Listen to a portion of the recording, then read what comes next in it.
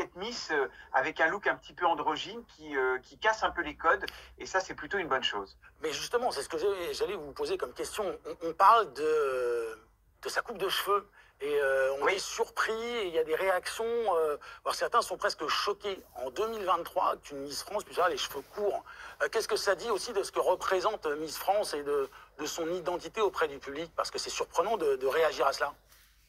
Alors, non seulement c'est surprenant, mais ça déclenche depuis son élection Mmh. beaucoup de réactions sur Internet. Alors, vous allez me dire, Twitter et Internet, enfin X et Internet, c'est pas forcément la France. La seule petite chose qu'on peut dire, c'est qu'elle était numéro un dans les votes du jury et troisième dans les votes des téléspectateurs. Et puis c'est la moyenne des deux votes qui fait, avec les points qu'elle a obtenus, qu'elle est élue Miss France.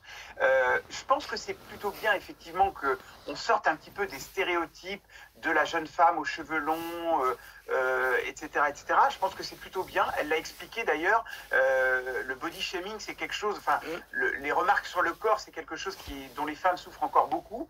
Et je trouve qu'avoir une Miss aux cheveux courts, c'est d'une modernité absolue. Enfin, on compte plus aujourd'hui les stars qui se sont passées des cheveux longs aux cheveux courts, de Scarlett Johansson en passant par Anna Thaoué ou Laetitia Casta ou Sharon Stone. Enfin, toutes elles l'ont fait. Et je trouve que c'est plutôt un signe de modernité